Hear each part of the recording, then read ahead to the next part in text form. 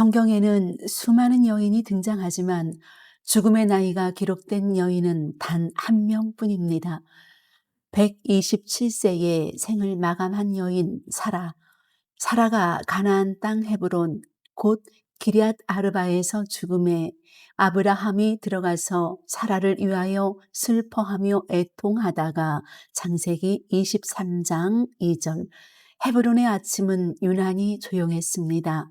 천막 안에는 향 냄새가 희미하게 남아 있었고 사라의 자리는 여전히 따뜻했습니다. 아브라함은 그 자리를 한참 바라보다가 조용히 손으로 모래 위를 쓸었습니다. 사막의 바람이 천막을 흔들었고 그 바람이 마치 그녀의 마지막 숨결처럼 느껴졌습니다. 그는 속삭입니다. 사라, 이제 약속의 땅에 당신을 묻으리라. 그러나 그 결심 뒤에는 62년의 동행을 이룬 노인의 깊은 공허가 있었습니다. 창세기에는 한 문장만 남겼습니다.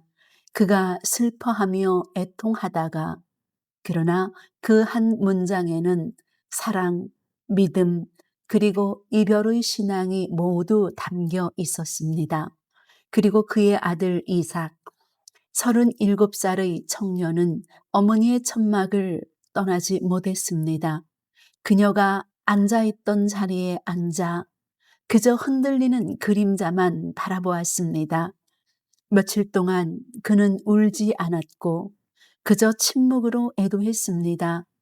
그에게 어머니 사라는 신앙의 모델이자 세상의 유일한 위로였습니다. 아브라함은 그 모습을 바라보며 마음을 다잡습니다. 이제는 울음이 아니라 믿음으로 장례를 마칠 때다. 그는 천막을 나서 성문으로 향합니다. 사라는 단순한 아브라함의 아내가 아니었습니다. 하나님은 그녀의 이름을 사레에서 사라로 바꾸셨습니다. 나의 공주에서 열국의 왕비로. 창세기 17장 16절에는 내가 그에게 복을 주어 여러 민족의 어머니가 되게 하리니 왕들이 그에게서 나리라. 그녀는 언약의 핵심이었습니다. 하나님은 그녀의 몸에서 약속의 씨를 이어가셨습니다. 파라오가 그녀를 취하려 했고 90세에도 그랄 왕 아비멜렉이 그녀를 후궁으로 삼으려 했었습니다. 사라는 단순한 미인이나 왕비가 아니었습니다. 그녀는 하나님의 언약을 품은 여인, 왕들이 두려워하던 언약의 여인이었습니다. 그녀의 죽음은 단순한 한 사람의 죽음이 아니었습니다. 약속 세대의 종언, 그리고 믿음의 계승이 시험받는 순간이었습니다. 아브라함은 성문으로 나아갑니다. 그곳은 고대 근동에서 법정이자 정치의 중심이었습니다. 그는 슬픔을 누르고 백성들 앞에서 말합니다. 나는 당신들 중에 나그네요 거류하는 자이니 내게 무덤을 주어 아내를 장사하게 하시오. 창세기 23장 4절. 여기서 나그네는 게르라고 떠도는 자를 말합니다. 또한 거류민은 토사부라고 머무는 자를 말하고 있습니다. 아브라함은 겸손의 언어로 자신을 낮추면서도 이 땅이 자신의 유산이 될 것을 선언하고 있었습니다. 헷 족속은 그를 높이 평가합니다. 당신은 우리 가운데 하나님의 방백이십니다. 그러나 그 말 속엔 경계가 있었습니다. 당신은 존귀하지만 결코 소유주는 아니다. 그들의 의도는 분명했습니다. 아브라함에게 무덤을 빌려주되 소유권은 주지 않겠다. 그때부터 협상은 슬픔의 장례가 아니라 영토의 전쟁이 됩니다. 헷 족속의 유력자 에브론이 나섭니다. 아닙니다. 밭도 굴도 공짜로 드리겠습니다. 그러나 그것은 거짓 호의였습니다. 고대 근동의 관습에서 무상 증여는 법적 예속을 의미했습니다. 함무라비 법전 제39조에는 기록되어 있습니다. 증여한 토지는 후손이 회수할 수 있다. 아브라함이 공짜로 받았다면 그 땅은 결국 다시 헷 족속의 소유로 돌아가게 됩니다. 아브라함, 그는 그들의 함정을 깨트려 봅니다. 내게 값을 밝히시오. 내가 값을 주고 사겠소. 에브론은 웃으며 말합니다. 그 땅값은 은 400세겔이지만 당신과 우리 사이에 그게 무슨 대수겠습니까? 그 말은 조롱과 시험이었습니다. 은 400세겔, 시세의 5배를 말합니다. 오늘날 가치로도 20억 원이 됩니다. 그 정도도 못 내면 포기하라는 말이었습니다. 그러나 아브라함은 단 1세겔도 깎지 않습니다. 그는 저울을 가져오라 명합니다. 그는 즉시 증인들 앞에서 모든 대금을 완불합니다. 아브라함이 헷 족속의 귀에 들리게 400세겔을 달아 에브론에게 주었다. 창세기 23장 16절. 그는 가장 비싼 대가를 치르며 하나님의 약속을 계약의 현실로 바꾸었습니다. 아브라함은 단순히 무덤을 산 것이 아니었습니다.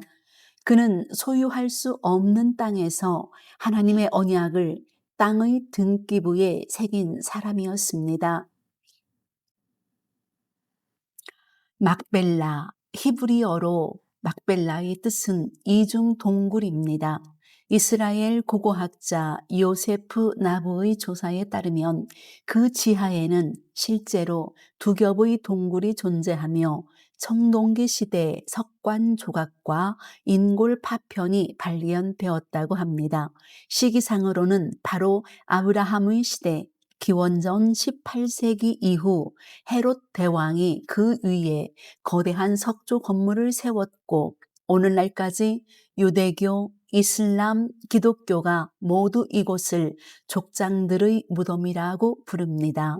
그 은전의 소리는 4,000년이 지난 지금도 헤브론의 돌벽 안에서 메아리 칩니다. 수백 년이 지난 뒤 야곱은 유언을 남깁니다. 나를 조상들이 있는 막벨라 굴에 묻으라. 창세기 49장 29절. 이집트의 총리였던 요셉은 왕실 병거 부대를 이끌고 가나안으로 향합니다. 그것은 단순한 장례가 아니었습니다. 이 땅은 이미 값으로 산 우리의 유산이다. 하나님의 언약을 세상 앞에 선포한 행진이었습니다. 그리고 그로부터 세기 후 다윗이 첫 왕관을 쓴 곳, 바로 이 막벨라 굴이 있는 헤브론이었습니다. 아브라함의 무덤이 이스라엘 왕조의 시작점이 된 것입니다. 아브라함이 은 400세겔을 내던 그날, 그는 절망 속에서 미래를 샀습니다.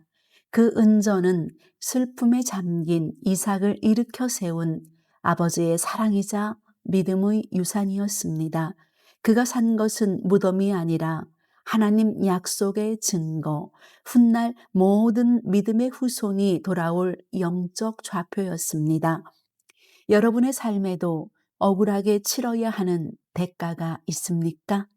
그때마다 기억하십시오. 믿음으로 지불한 값은 결코 손해가 아닙니다. 그 믿음의 말뚝이 언젠가 여호와 이레의 영토가 피어날 것입니다. 아브라함이 막벨라 굴의 거대한 문을 닫았을 때 한 시대가 끝났습니다. 그러나 하나님은 다음 세대를 준비하고 계셨습니다. 다음 시간에는 제9화 800km를 건너온 신부 리브가의 결단, 사막을 건넌 한 소녀의 믿음이 이삭의 고독을 깨우게 됩니다. 미나설 성경 이야기 미스터리였습니다. 오늘도 함께 해주셔서 감사합니다. 평안의 시간 되세요. 샬롬.